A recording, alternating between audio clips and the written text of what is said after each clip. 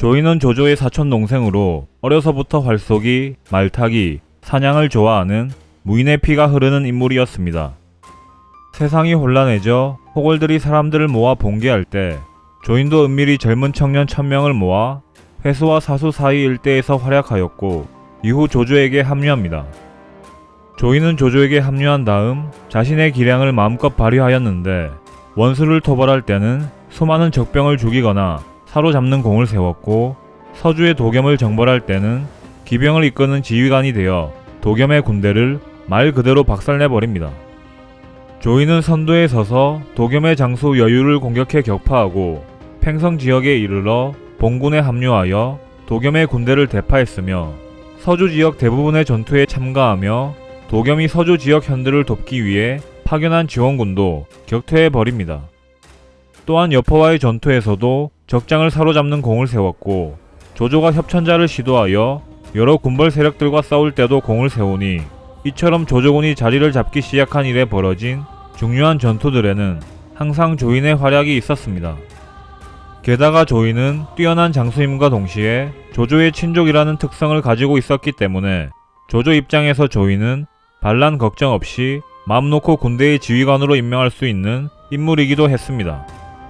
그래서 조조가 천자를 영접하고 허도의 도읍을 세웠을 때 조인을 잠시 광양태수로 임명한 적이 있었으나 이내 그를 다시 기병 지휘관으로 임명하여 전장에서 활약하게 했다고 합니다.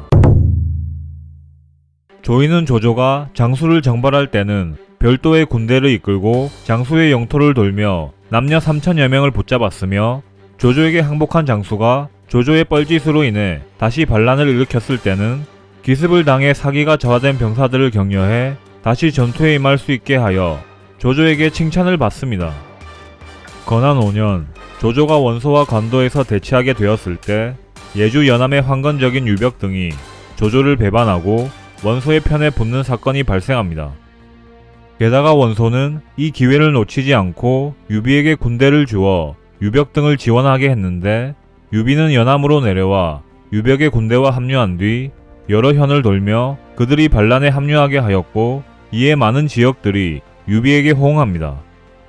상황이 이렇게 되자 조조는 후방이 위험해질까 걱정했는데 조인이 조조에게 와서 예주 사람들은 우리의 봉군이 원소와 대치하고 있기 때문에 자신들을 구원해줄 수 없다고 생각하고 있는데 마침 그때 유비가 원소의 강병을 이끌고 당도하였으니 그들이 배반을 한 것은 어찌 보면 당연한 일입니다.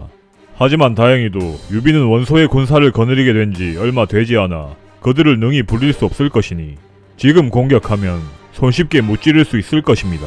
라고 말했고 이에 조조는 조인에게 기병을 주어 유비를 공격하게 합니다. 조인은 자신이 공언한 대로 기병을 지휘하여 유비와 유벽의 군대를 모두 박살내버리고 반란을 일으킨 지역들을 수습합니다. 그리고 원소가 장수 한순을 파견하여 한 번 더 조조의 후방을 유린하며 노략질을 일삼자 조인이 다시 출정하여 한순의 군대를 격파합니다. 이처럼 조조가 한창 원소와 피터지게 싸울 시기에 조인은 원소가 파견한 별동대를 격파하며 후방을 안정시키니 원소는 감히 병사를 나누어 조조의 후방을 공격할 생각을 하지 못했다고 합니다. 이외에도 조인은 장수 사완, 우금과 함께 원소에게 호응한 휴고의 군대를 격파하고 사완, 서왕 등과 함께 원소의 군량 운반 수레를 노략질하고 양곡을 불태우는 활약도 합니다. 조조가 원소를 격파하여 하북을 평정한 이후 반란을 일으킨 호관을 공격할 때 조인도 종군했는데 조조는 반란에 화가 났는지 성이 함락되면 성 안에 있는 사람을 모두 파묻어 죽이라는 명을 내립니다. 그런데 조조의 명령 때문에 성 안에 있는 사람들이 죽기 살기로 싸웠는지 여러 달이 지나도 성을 함락하지 못했고 이에 조인은 조조를 찾아가 성을 포위할 때는 필히 활문을 보여줘 그들이 살아날 수 있는 길을 열어주어야 합니다. 지금 공께서 성 안에 있는 사람들을 모두 죽일 것이라 말씀하시니 그들은 목숨을 걸고 성을 지키게 되었습니다. 게다가 성은 단단하고 비축해둔 양곡도 많아 점령하기까지 시간이 오래 걸립니다. 모두 죽이겠다는 명을 제고해 주십시오. 라고 조언합니다. 이에 조조가 조인의 말대로 하니 성은 곧 항복을 해왔다고 합니다. 조조가 형주를 평정할 때 조인도 종군했는데 이후 조조는 그 유명한 적벽대전에서 개박살이 났고 조조는 도망가며 조인을 강릉에 주둔시켜 손유연합군의 공격을 막게 합니다.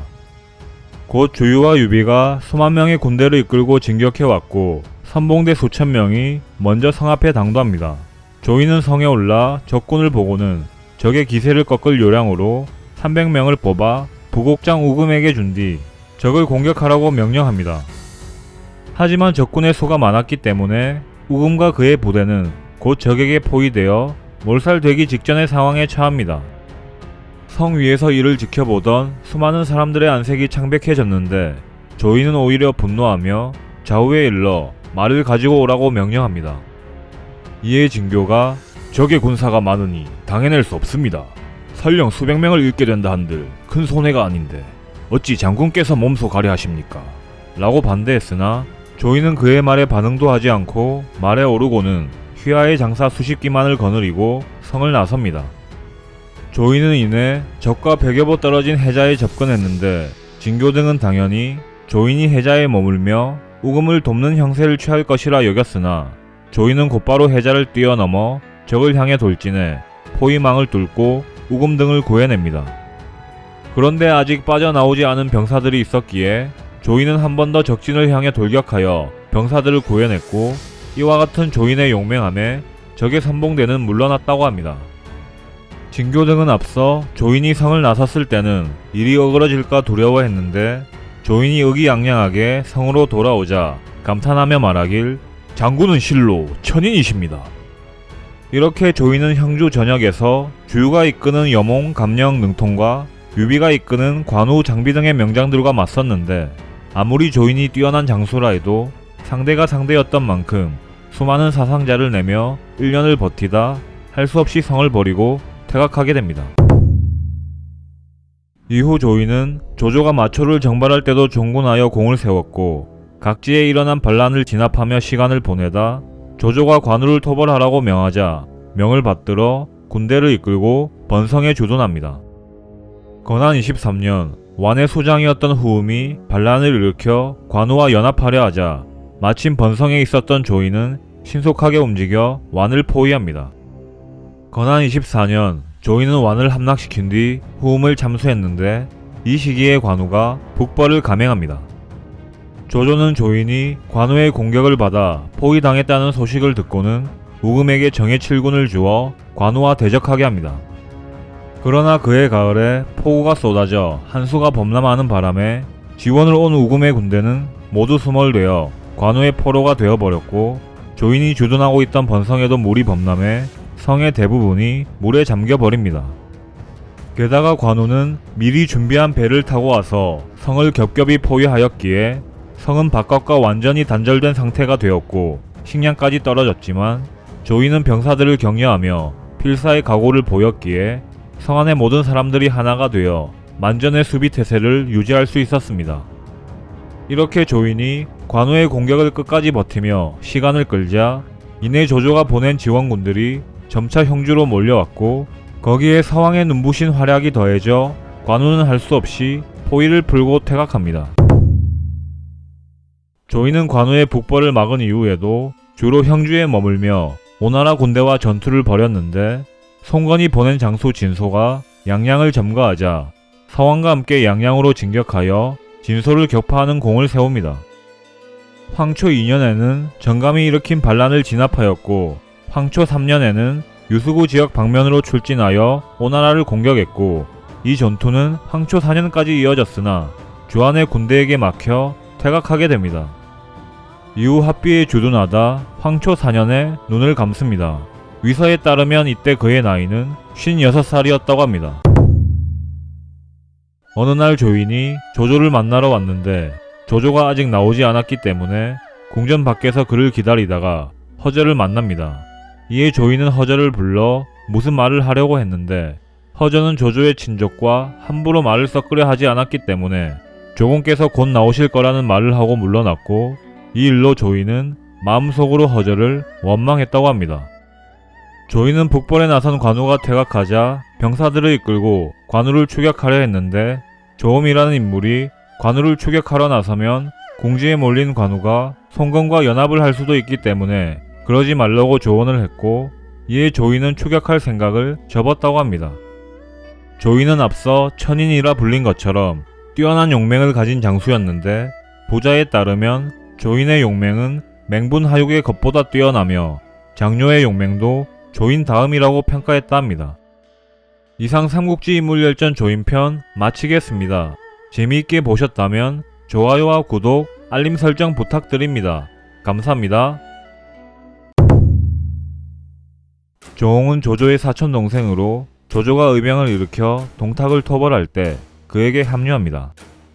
당시 조조는 동탁을 토벌하기 위해 모인 군웅들이 동탁군의 강함 때문에 진군하지 못하자 그들을 꾸짖고는 휘하 병사들을 이끌고 동탁군을 공격하여 평양에서 동탁의 장수였던 서영의 군대와 맞붙었는데, 서영은 삼국지 극초반 한정 최강 무장이었기에 조조는 수많은 병조를 잃고 전투에서 패하게 됩니다.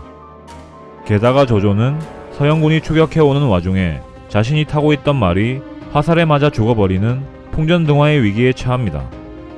이때 조홍이 조조에게 달려와 자신이 타고 있던 말을 조조에게 주었고, 조조가 거부하자 조홍이 말하길, 전하에 저 조홍은 없어도 되나 형님이 없어서는 안됩니다. 그리고 조조를 말에 태우고는 자신은 직접 걸어가며 조조를 보호합니다. 그러다 물가에 도착했는데 물이 깊어 그냥 건널 수 없자 물가를 모두 뒤져 배를 구해와서 조조와 함께 물을 건너 무사히 퇴각하는 데 성공합니다. 조조군은 한 차례 패전을 겪어 병사의 수가 크게 줄어들어 병력을 충원해야 했기에 양주로 가서 모병을 했는데, 마침 조홍이 양주자사 진원과 친했기 때문에 조홍은 직접 휘하 병력 1000여 명과 함께 진원에게 가서 정예 무장병 2000명을 얻어낼 수 있었고, 단양에서도 수천 명을 모병한 뒤 조조에게 합류합니다. 그러나 조홍이 모집한 병사들은 이내 반란을 일으킵니다. 위서에 따르면 조조가 머물던 장막이 불에 탔고, 조조가 직접 칼로 수십 명을 죽였으며 모반하지 않은 자는 500명 정도밖에 되지 않았다고 합니다. 조조가 서주를 정벌할 때 장막과 진궁이 모반을 하여 여포를 끌어들이자 조조는 서주에서 돌아와 여포와 전투를 치렀는데, 불행하게도 큰 기근이 들어 군량미가 부족한 상황에 처합니다. 이때 조홍은 군사를 이끌고 선두에 서서 군량미를 모으기 위해 동분서주하였고, 결국 양곡을 모아서 군대에 공급합니다.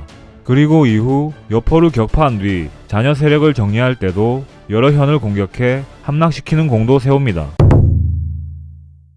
조조가 헌제를 영접하려고 마음먹었을 때 처음엔 자신이 직접 나서지 않고 조홍을 시켜 천자를 영접하게 했는데, 위장군 동승이 원술의 장수 장로와 함께 험준한 곳을 막고 있었기에 조홍은 천자를 영접할 수 없었습니다.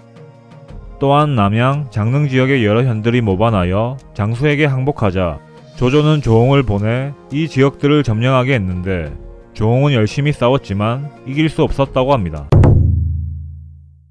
조조는 원소와의 전쟁이 시작된 이래 원소군과의 전투에서 여러 차례 승리를 거뒀지만 세력 기반의 차이 때문에 오히려 상황은 점차 불리해집니다. 하지만 다행히도 원소군 책사인 허유의 배반으로 원소군의 보급로를 파악하게 되었고, 전세 역전을 위해 조조가 직접 정예병을 이끌고 손우경이 지키는 오소를 공격할 계획을 세웠는데, 조홍에게는 본영을 지키는 막중한 임무를 맡깁니다.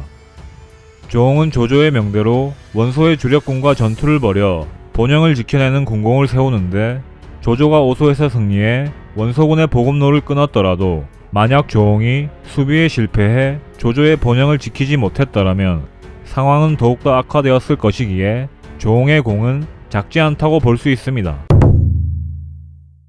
건한 22년 유비가 장비, 마초, 오란 등을 하변에 보내 주둔케 하니 조조는 조홍을 출격시킵니다. 이때 당시 청나라 군대는 오란의 군대가 주력이었고, 장비와 마초의 군대는 후방에서 위나라를 교란시킬 목적을 가지고 있었던 것으로 보이는데, 건한 23년 조홍이 오란의 군대를 격파하자 장비와 마초는 한중으로 퇴각했다고 합니다. 조홍은 부유했으나 구두쇠였다고 합니다. 그래서 조비가 태자 시절 조홍에게 비단 100피를 빌리려 했는데 조홍은 빌려주지 않았고, 이 일로 조비는 조홍을 원망하게 됩니다. 조비의 뒤끝은 장난이 아니었는데 조비는 황제의 자리에 오른 뒤 조홍의 빈객이 법을 어기자 그것을 꼬투리 잡아 조홍을 옥에 가두고 죽이려 합니다. 이에 군신들이 힘을 합쳐 조홍을 구하려 했으나 조비의 뜻을 꺾을 수 없었기에 조비의 모친인 변태우까지 나서게 됩니다. 변태우는 조비를 불러 조홍이 양패 일대에서 활약하지 않았더라면 어찌 오늘이 있었겠냐며 꾸짖었고, 당시 조비의 부인이었던 곽황후를 찾아가 오늘 조홍이 죽는다면 내일 황제에게 조칙을 내려 너를 황후의 자리에서 패하겠다는 엄포까지 내립니다. 아무리 사페에 고집이 센 조비이지만 어머니가 질책하고 부인이 울면서 그러면 안 된다고 여러 번 청하자 조비는 조홍을 면직시키고 관작과 봉토를 깎는 것으로 일을 마무리합니다. 그런데 확실히 조비가 사이코인 게 조비는 조홍을 석방하면서 조홍의 집안에 있는 재산도 몰수했다고 합니다. 하지만 이 짓도 변태우가 지적하며 꾸짖자 다시 조홍의 재산을 돌려주었다고 합니다.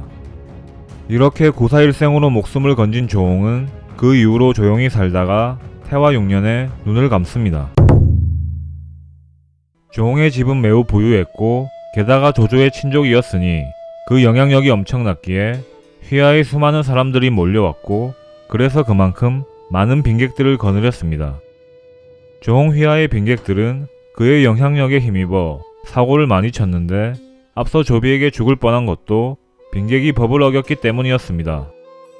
위서 가규전 주석 진제공찬에 따르면 조홍의 빈객이 법을 어기며 세금을 거두었기에 공명정대함으로 이름 높았던 양패라는 인물에게 다리를 꺾여 죽임을 당했고, 위서 만총전에서도 조홍의 빈객이 자주 법을 어겨 만총이 이를 처벌한 일화가 있습니다. 조홍은 미축, 노숙과 함께 삼국지 3대 부자로 잘 알려져 있습니다. 한 번은 조조가 사공이 되었을 때 고향에 있는 가오들의 재산을 평가하게 한 적이 있었는데, 고향의 현령이 조조 자신의 재산과 조홍의 재산을 같게 평가하자 조조는 불평하며 우리 집안이 어찌 자령과 같단 말인가 라고 말했다 합니다. 요약하자면 조홍의 재산이 자신보다 훨씬 많은데 왜 같게 평가했냐고 푸념한 것입니다. 조홍은 오소의 순우경이 패배했다는 소식을 들은 장합이 토항하러 오자 의심을 하여 그의 항복을 받아들이지 않았으나 옆에서 소유가 무슨 연유로 의심을 하냐고 지적하자 그때서야 장합의 토항을 받아들였다 합니다. 조홍의 딸은 대단한 미인이었는데 순욱의 아들인 순찬과 결혼했다고 합니다. 순찬은 외모지상주의를 실천하는 인물이었기에 대단히 행복해했는데 몇 년 뒤 조홍의 딸이 죽자 순찬은 매우 슬퍼했고 이후 몇 년간 시름시름 앓다가 29세의 나이에 세상을 떠났다고 합니다. 이상 삼국지 인물열전 조홍편 마치도록 하겠습니다. 재미있게 보셨다면 좋아요와 구독, 알림 설정 부탁드립니다. 감사합니다.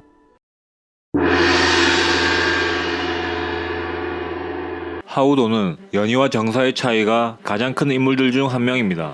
연희에서의 하우도는 항상 조조군 최전방에서 활약하는 용장으로 묘사되는데 특히 여포군과의 전투에서 그 진가를 보여줍니다. 여포군과의 전투 중에 적장인 조성이 쏜 화살이 자신의 왼쪽 눈에 명중하자 그대로 화살을 뽑아버린 뒤 부모님이 주신 육체를 함부로 버릴 수 없다면서 화살에 꼽힌 자신의 누나를 꿀꺽 삼키고는 조성을 창으로 꿰뚫어 버립니다. 하지만 정사에서의 하우도는 연희에서와는 정반대로 전투에서 주로 후방을 담당했고 싸웠다 하면 패배하였습니다.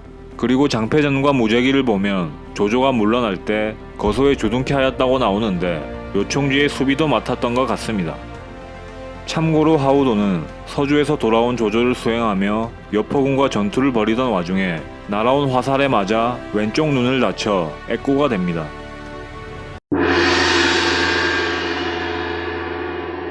조조는 도겸을 치러 출병하며 하우돈에게 복양의 수비를 맡깁니다. 그런데 조조의 친우이기도 했던 장막이 조조를 배반하고 여포를 끌어들여 조조의 본거지를 공격하는 상황이 발생합니다. 하우도는 조조의 가솔들이 견성에 있었기 때문에 가볍게 무장한 병사들을 이끌고 견성으로 진격하다가 여포와 조우하여 전투를 벌입니다. 전투 이후 여포가 군을 물려 복양을 점령하는 데 성공하고 하우돈의 치중을 습격해 탈취했다고 합니다.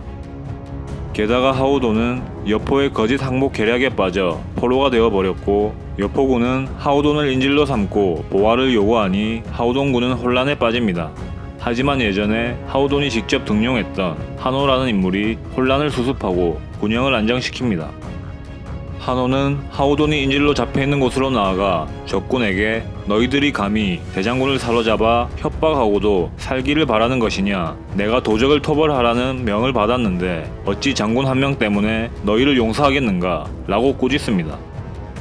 그리고는 하우돈을 보고 눈물을 흘리며 응당 국법이 이러하니 어찌하겠습니까 라고 말한 뒤 병사들을 재촉해 적들을 공격하게 하였고, 적들은 한호의 반응을 예상하지 못했는지 당황해하다가 항복했으나 한호는 그들을 모두 참수해버립니다. 이렇게 하우돈은 한호의 용맹함과 기지로 인해 목숨을 건질 수 있었습니다.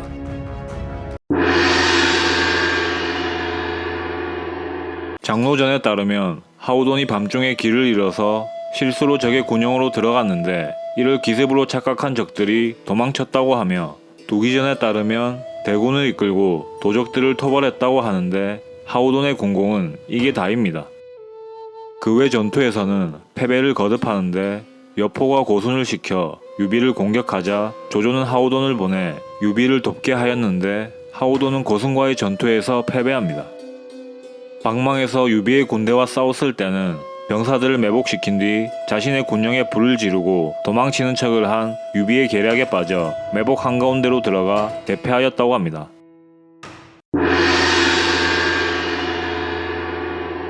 앞서 언급된 사례들 때문에 하우돈이 군 최고 직책을 맡게 된 것을 보고 조조와 친밀한 사이였기에 가능했던 일이며, 그는 낙하산이나 마찬가지라고 폄하하는 주장이 존재하고, 물론 그런 의견도 설득력이 있습니다. 특히 조조 주위에서 수많은 반란들이 일어나는 상황이었기에 군권의 중심에 조조가 믿을 수 있는 사람들을 배치하려 했다는 것은 틀림없는 사실입니다. 하지만 하우돈의 능력이 부족했더라면 조조 입장에서 굳이 저렇게 중용하지는 않았을 것이고, 군제를 중요하게 생각했더라면 오히려 친족이기도 한 조인이 하우돈의 자리를 대체했을 거라고 생각합니다. 따라서 우리는 조조가 군의 최고위직을 임명하는 데 있어 군제를 최우선으로 하지 않았다는 것을 알 수 있습니다. 제 개인적인 생각이지만 조조가 하우돈을 군의 최고위직에 앉힌 이유가 장수들 중 유일하게 자신의 침소에 출입을 허용할 정도로 그를 신임한 데다가 그가 평소 인덕이 있고 솔선수범하는 모습을 보여주었기에 군 전체를 불협화음 없이 다스릴 수 있는 인물이라 평가했기 때문이 아니었나 싶습니다. 실제로 하우돈은 큰 가뭄이 들고 메뚜기 떼가 극성을 부리자 백성들에게 도움을 주기 위해 병사들과 함께 직접 흙을 나르며 저수지를 만들고 벽까지 심었다고 하며, 군중에 있을 때도 스승을 모셔서 학문을 닦았고, 청렴 검소하여 남은 재물이 있으면 즉시 나누어서 베풀고 부족하면 관청에서 도움을 받고 별도로 재산을 챙기지 않았다고 합니다. 군 지휘관이 인덕이 높아서 뭐하냐고 반문할 수도 있으나 관우 장비가 인품 문제로 좋지 않은 최후를 맞이했기에 이런 사실을 보면 인덕이나 성품도 지휘관에게 요구되는 자질 중 하나라고 생각합니다.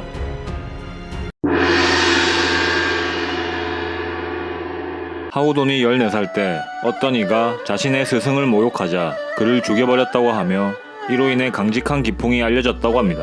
그리고 위략에 따르면 군중에서 하우돈을 맹하우라고 불렀는데 그는 이를 매우 싫어했고 거울을 보면 화를 내며 번번이 땅바닥에 집어던졌다고 합니다. 영강 원년 4월 25일 하우돈은 숨을 거둡니다. 위서 문제기에 따르면 이때 조비는 흰 상복을 입고 업성의 동쪽 선문까지 행차하여 그의 죽음을 애도했다고 합니다. 이상 삼국지 인물 열전 하우돈 편 마치도록 하겠습니다. 젊은 시절 조조가 고향의 관리에게 잘못을 저질러 처벌을 받게 될 상황에 처했을 때 하우연이 직접 나서서 조조를 대신하여 감옥에 갇히게 됩니다. 그러나 다행히도 두뇌 풀가동을 한 조조가 꾀를 내어 하우연을 감옥에서 구해냈다고 합니다. 위락에 따르면 연주, 예주 지역에 재해가 발생하여 기근이 들자 하우연은 자신의 어린 아들은 버렸으나 죽은 아우의 딸은 살렸다고 합니다. 위와 같은 일화들을 봤을 때 하우연은 을을 매우 중요시하는 인물로 보입니다. 하우연은 조조가 군을 일으켰을 초창기부터 따랐고 창의, 황건적 잔당 서화 등을 토벌하였으며 조조가 원소와 관도대전을 치룰 때도 독군교위로 활약합니다. 원소가 격파당한 이후에는 연주, 예주, 서주의 군량을 감독하는 임무를 맡아 조조의 군대가 식량 부족에 시달릴 때마다 계속 군량을 보내주어 군이 다시 분발할 수 있게 만들었으니 전쟁에서 보급이 얼마나 중요한지 안다면 하우연의 공이 적지 않다는 것을 알 수 있습니다. 또한 위서에 따르면 하우연은 장수가 되어 행군이 매우 빨라 항상 적이 예상치 못한 곳에 나타났으므로 군중에서 일을 두고 하우연은 3일에 500리, 6일에 1000리를 간다고 했다 합니다. 조조가 적벽대전에서 패하자 여강의 뇌서가 반란을 일으켰고 이에 하우연이 제장들을 지휘해 뇌서를 공격해 패퇴시킵니다.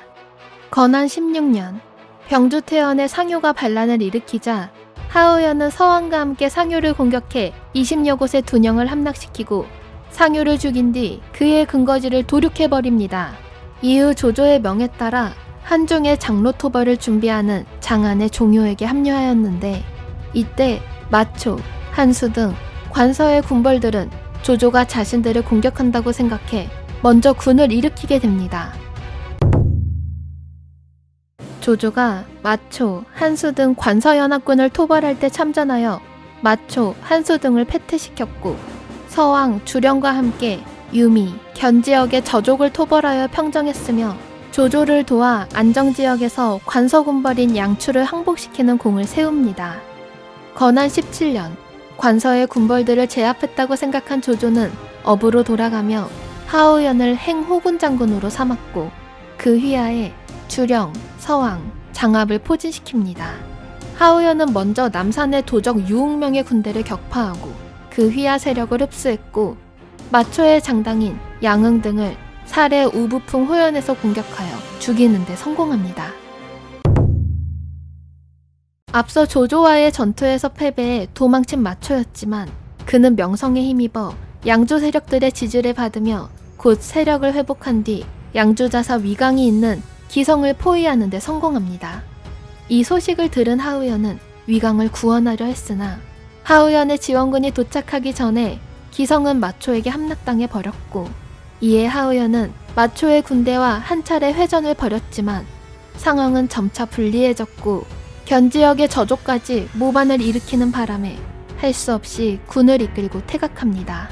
건한 19년 앞서 마초는 기성을 점령한 뒤 양주자사 위강을 죽였는데 위강의 측근이었던 조구, 윤봉, 강서 등은 위강의 복수를 위해 비밀리에 마초 토벌을 계획하였고 먼저 강서가 노성에서 군을 일으켜 마초가 군을 이끌고 노성으로 진격해 기성을 비운 사이 조구, 윤봉은 기성을 점령하여 마초의 세력을 제거했고 노성의 강서가 목숨 걸고 마초의 공격을 막아냈기에 근거지를 잃게 된 마초는 도망쳐 한중의 장로에게 몸을 의탁하니 하우연은 가만히 앉아서 마초의 몰락을 보게 됩니다. 하지만 불굴의 마초는 다시 장로의 지원을 받아 군을 이끌고 기산을 포위하였고 이에 하우연은 휘하 장수들과 지원군을 파견하는 것에 대한 논의를 하게 됩니다. 대다수의 장수들은 조조의 절도를 기다린 뒤 진격하자고 했으나 하우연은 조공께서는 업에 계시니 왕복하는 데 사천리 길이오.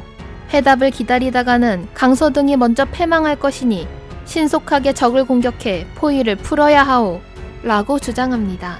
그리고는 장압에게 복이 5,000명을 주어 선봉으로 삼아 진격시키고 자신은 직접 후미에서 군량을 감독하였는데 마초가 위나라의 지원군을 보자마자 싸우기도 전에 퇴각해버렸기에 장압은 마초군이 버리고 간 무기를 거두었고 하우연이 도착했을 때는 마초의 편에 섰던 현들이 모두 다 항복한 상태였다고 합니다. 한수가 저족의 왕 천만과 힘을 합쳐 위나라에 대항하였기에 하우연은 먼저 양주 천수군 현친현에 주둔하고 있는 한수를 공격하였고 이에 한수는 보다 자신들에게 유리한 지형에서 결전을 치르기 위해 물러나니 하우연은 한수가 버리고 간 군량미를 거두면서 추격을 감행해 천수군 약양현에 이릅니다. 이때 하우연의 군대는 한수의 군대와 20리 떨어진 곳에 위치했는데 휘하 장수들은 한수를 빨리 공격하자고 했으나 어떤 장수는 한수를 치기 전에 먼저 흥국성에 있는 천만을 공격해야 한다고 말합니다. 이에 하우연은 한수의 군사는 정예하고 흥국성은 견고하여 쉽게 함락시킬 수 없으니 장리의 여러 강족들을 공격하는 것이 더 나은 계책이오.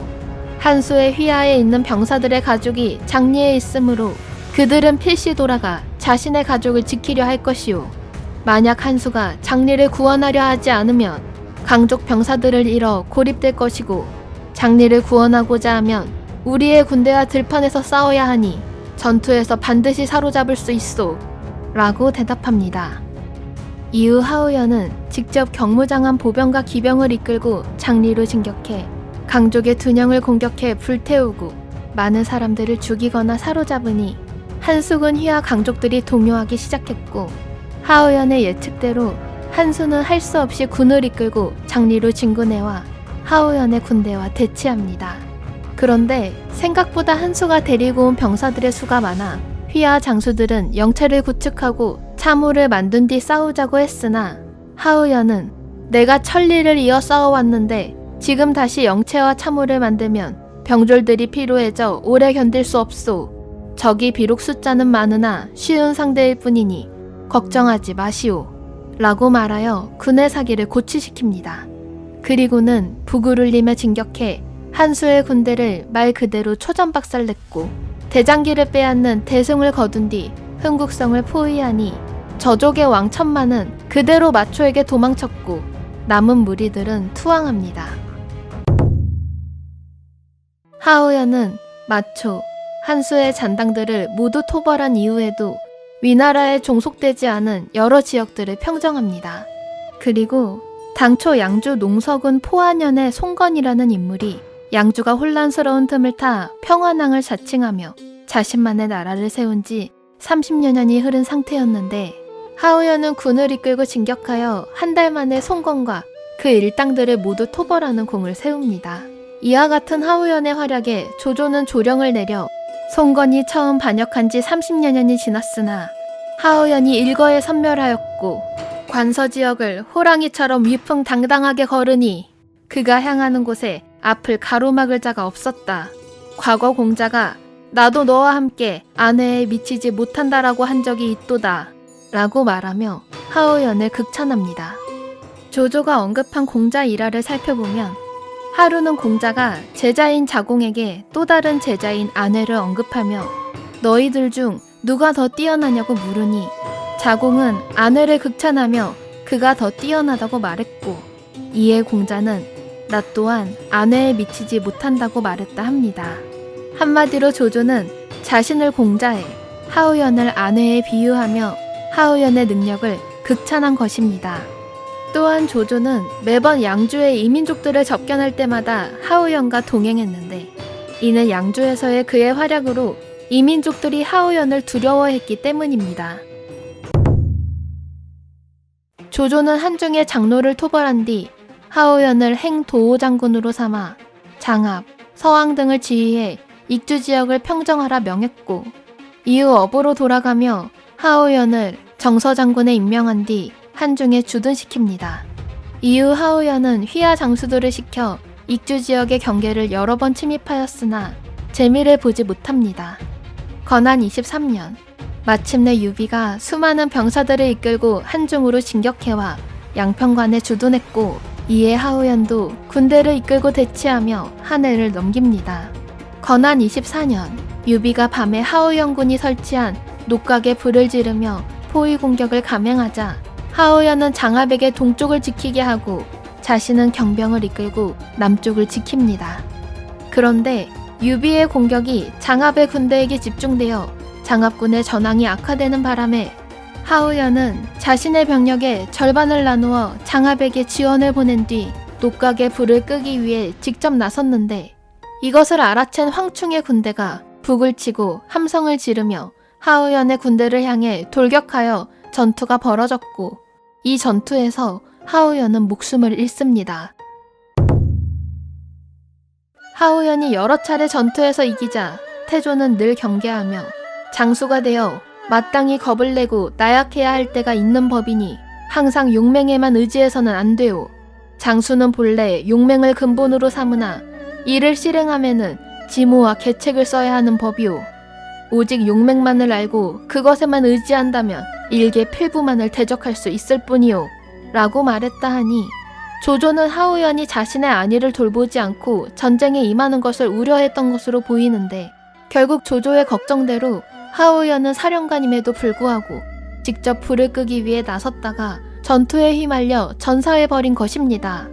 태평어람에 따르면 조조가 하우연은 본디 용병에 능하지 못했기에 군중에서는 그를 백지장군이라 불렀었는데 도독이 되었으면 오히려 직접 싸워도 안 되는 것이거늘 하물며 녹각을 고치는 것입니랴 라고 말했다 하는데 실제로 하우연이 무능한 인물이었다면 애초에 양주에서 마초, 한수를 포함한 수많은 반란군들을 진압할 수 없었을 것이기에 조조의 발언을 해석해보자면 내가 그렇게 조심하라고 했는데 결국엔 이를 그르쳤구나 같은 한탄의 의미가 더 강하게 내포된 것 같습니다.